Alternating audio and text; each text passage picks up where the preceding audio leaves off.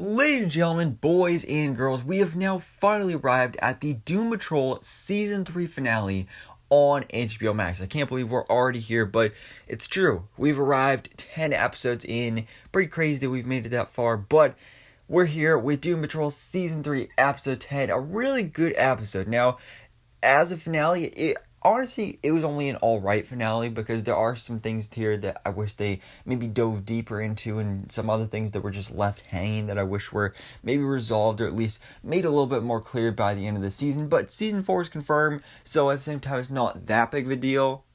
But, still would have been nice. But anyways, guys, let's go ahead and jump into breaking down this episode. Before we do, of course, quick spoiler warning. If you've not yet seen Doom Patrol Season 3, Episode 10, Men's Patrol. So when we start off this episode, we follow up after the end of episode 9, where now the Doom Patrol are kind of recovering from their bus crash, and they're just all in shambles. Things are not going good for them. I mean, you still got Larry and his parasite, it keeps electrocuting him and attacking him, and weird stuff is going on. Gets even weirder when the fog shows up, not only the actual physical fog person, but the fog. So the fog shows up, and then we're brought into the fog for this episode, which, speaking of the fog, I didn't like seeing him return in this episode. Wish we saw the other Sisterhood of Dada members, but hey, better than nothing. So as our Doom Patrol members are brought into the fog, we get a few other reveals. Like, for example, the personas are here in the fog. We, of course, got the reveal back at the end of episode 8 that all of the personas were gone. Well, it turns out they've just been hiding in the fog this whole time.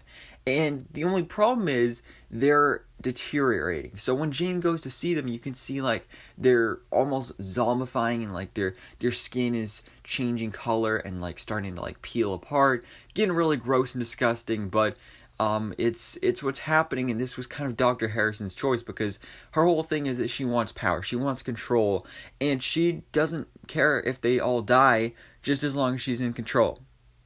Now, meanwhile, one of the personas, Mama Pentecott, actually talks to Larry and interprets the parasite and what it's doing with changing color and why it's electrocuting Larry and all this stuff, and she just interprets all this as basically it needs to merge.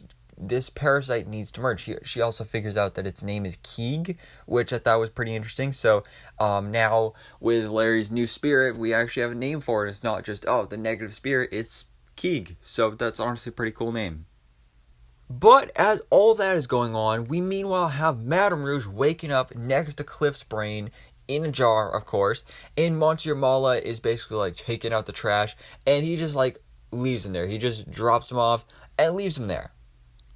But it just so happens that where Monsieur Mala left them is also the basically burial grounds of the old robot that the brain once used to take on the original Doom Patrol years before. So she ends up basically taking Cliff's brain, putting it in the brain's body, or robot capsule body, and she basically takes over that giant robot, and they go after the brain, who of course is living his best life in Cliff's body out there at the retirement center. He's off on the golf course, just living life.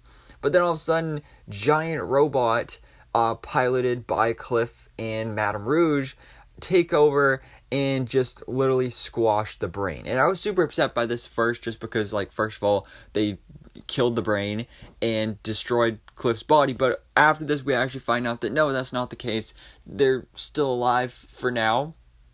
Because Rita actually ends up finding the brain, or at least what's left of him, basically his torso up. His legs are gone, but he's got his torso, he's got his arms, or at least most of his arms, and his head, of course, back in his, where Madame Rouge first found him last episode. And he's basically kind of trying to convince Rita to become evil and join the Brotherhood of Evil and work together and everything. But of course she doesn't trust him, and she's not evil, she's a hero. So she actually ends up taking off the top part of the Robot Man head and then literally pours hot tea on the brain, straight on his brain. And we never get to see really what comes of this. Is the brain dead now, or is he just burned and injured? So I suppose we could see the brain return in the future. I really hope we do. But then again, doesn't look too good, because, I mean, like, that was poured right on the brain. So, I don't know, we'll kind of have to wait and see on that. That's one of the things that I'm kind of disappointed that was just kind of left hanging. We didn't really get an explanation on. But what was really interesting here, though, is because meanwhile, of course, going back to Madame Rouge, aka Laura DeMille, and Cliff, after Cliff takes over full control of the robot, Laura literally just turns into a bird and jumps out the back. Then we later see that she goes to this abandoned building, which I'm assuming is the original Bureau of Normalcy / HQ of the Sisterhood of Dada, because she does end up finding the time machine. So she hops in there, and that takes her right straight to Doom Manor. But before we get to that part, big Cliff, big robot Cliff, because that's just the giant body he's in now, he actually goes and finds Clara and says he wants to change. He apologizes, so we get that great moment, great interaction between them, great setup for season 4. But then we get the Larry stuff. So we get an interesting relationship between Vic and Larry in this episode, because Vic basically volunteers to be the host of the spirit until they can get back to Doom Manor, where Larry can successfully bond with Keeg. So Keeg basically merges with Vic, and, you know, he's basically human, so it's not very good for his body. But he's good for now, and the whole Doom Patrol, they return to Doom Manor, and you actually get this moment here also where the Fog is kind of flirty with Jane and says, like, search for me again. So I have to assume that probably the Fog is going to show up again in season 4. And this was something that was kind of teased a little bit earlier in the season, where they were kind of a little flirty. And honestly, I wouldn't mind seeing a relationship between Jane and the Fog. I think that'd be pretty interesting to see explored. But Vic, like I said, he's carrying the spirit, he's carrying Keeg until Larry reaches his room. So then Larry reaches his room, he takes the band-aids off, the parasite goes in, and now he has once again become Negative Man, or possibly Positive Man. Again, we don't really know for sure. That's kind of been my big theory throughout this whole season, was that instead of a negative spirit, it'd actually be a positive spirit, because that's something that happened in the comics. And they never explain it. Again, that's another thing that, like, I wish they would have explained it more instead of just, oh, it's a new spirit. But, I don't know. Hopefully, maybe we get a better explanation in season 4. But for now, we'll have to wait and see. Now, as for Jane, when she arrives back at Doom Manor, she's got some trouble brewing. Because now she does finally have the personas back in her body, back in the underground. And that's great and everything. But the only way she was able to accomplish that is because she had to make a deal with the devil, basically. She made a deal with Dr. Harrison with basically, if you get all the personas to come back in the underground and you come back down there, then I will let you be primary. And that's basically where the season ends for that character, is that Dr. Harrison becomes primary, which I'm not a fan of. I mean, obviously, like, you know, it's the show, so I'm not complaining, but, like, I don't like Dr. Harrison, so I guess that's a good thing, though, because we're not supposed to, but yeah. So just as that happened, like I said, Laura arrives in front of Doom Manor, and now that she's time traveled, she completely forgets everything, but luckily she actually left herself a note, so that I thought that was pretty funny, and that was pretty cool.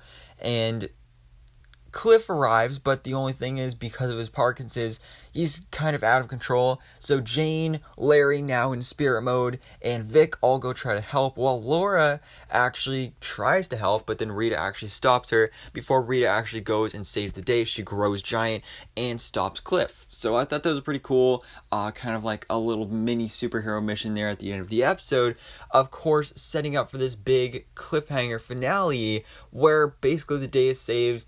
We get another Doom Patrol team meeting where Rita says, hey, we should become superheroes. And surprisingly, everybody actually agrees. You know, every time this has been brought up before, everybody's like, oh, no, we're not superheroes. We're just, like, experiments gone wrong.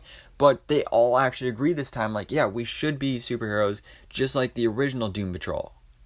And even Madame Rouge, aka Laura DeMille, she says, like, I want to change, and she basically joins the Doom Patrol. So I thought that was pretty cool. That was not something I was expecting going into this season, but I'm happy with it. I've really enjoyed that character throughout the season, and I'm excited to see her redemption arc in season 4. I'm glad that she's becoming a series regular for this show.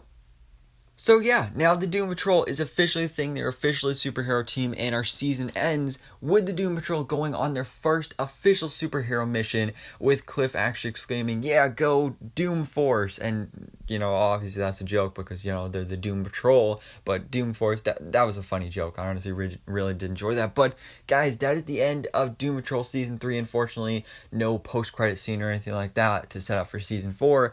But I'm excited. Again, I've mentioned this so many times before.